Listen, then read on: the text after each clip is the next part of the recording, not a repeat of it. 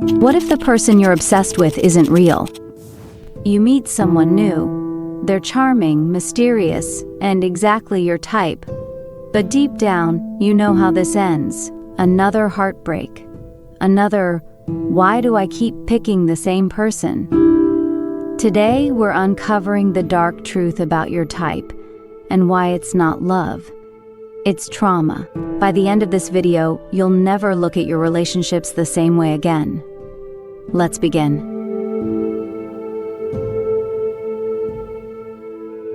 Meet Clara, a 28-year-old artist who's dated the same type for years, brooding musicians who ghost her after 3 months.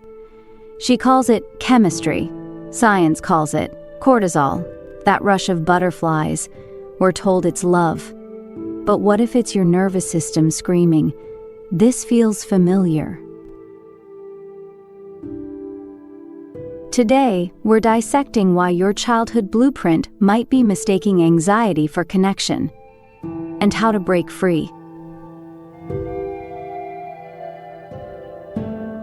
Trauma bonds aren't love, they're survival mechanisms. When you grow up with emotionally distant parents, your brain wires itself to equate love with unpredictability. You chase that dizzying cocktail of cortisol and dopamine, because chaos feels like home. Imagine a toddler crying for comfort, only to be met with silence. Over time, their brain learns, to feel love, I must endure pain. Fast forward to adulthood, suddenly hot and cold partners feel intoxicating, not toxic. Your body can't tell the difference between past and present. Those butterflies, they're often just echoes of old wounds. Ever felt addicted to someone who hurt you? Share us your story. Let us learn. You're not alone. Take Frida Kahlo. Her father, a distant photographer, shaped her attraction to Diego Rivera, a man who mirrored that emotional neglect. Their marriage was a masterpiece of passion and betrayal. Why? Familiar pain is magnetic. Like Frida, we confuse intensity for intimacy. But trauma bonds are love's counterfeit, a shadow play of childhood scripts. It's like your heart's GPS is stuck rerouting you to pothole-filled roads because smooth highways feel wrong. But healing starts with one radical question. Is this love or just familiar fear? And what you can do is name the pattern, journal about a past partner. Did their behavior mirror a parent's?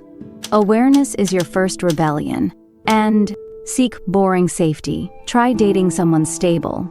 If it feels flat, ask, is this peace, or am I just missing the cortisol high? Real love isn't a thunderstorm, it's the quiet sunrise after. Trauma bonds aren't life sentences, they're invitations to heal. Next time you feel those butterflies, pause. Ask, is this love, or just my past knocking? Your type isn't random. It's a script written decades ago by your childhood. Let's dive into how your earliest relationships shaped your love life today. Every relationship you've ever had, it's been filtered through the lens of your first loves, your parents.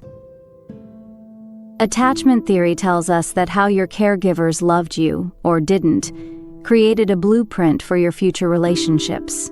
If your parents were emotionally distant, you might now chase partners who replicate that dynamic. Take Alex.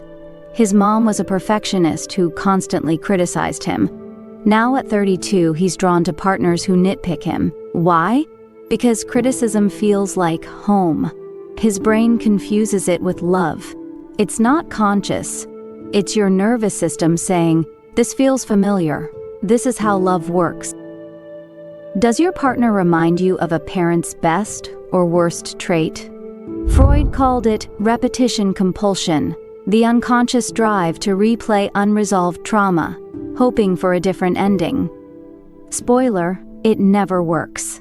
Think of it like rewatching a movie, hoping the villain won't win this time, but the script stays the same.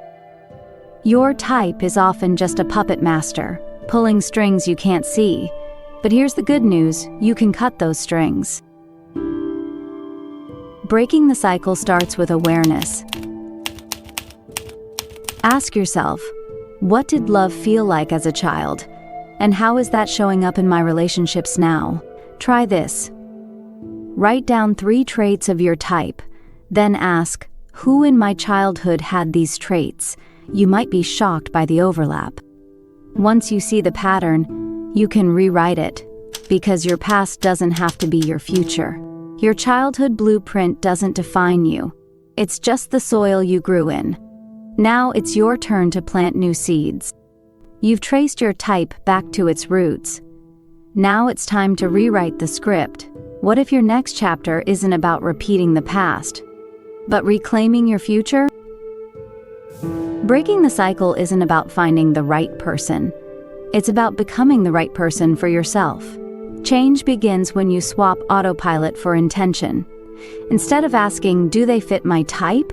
Ask, does this relationship fit my growth? The 30-day experiment. For 1 month, date someone outside your type. Notice if boring feels safe, or if anxiety was masquerading as passion. And journal. What if the love I crave is the love I need to give myself first? Your comfort zone is a prison disguised as a safe space. Step outside. Meet Maya. For years she dated fixer-uppers, partners with untreated trauma. She thought she was helping. Really, she was avoiding her own fear of being seen. The breakthrough? She stopped dating projects and started dating equals. The result? A love that's steady, not stormy. You can't build a castle on quicksand. Stability is the foundation real love deserves. Psychiatrist Viktor Frankl, a Holocaust survivor, taught that between stimulus and response lies a space to choose.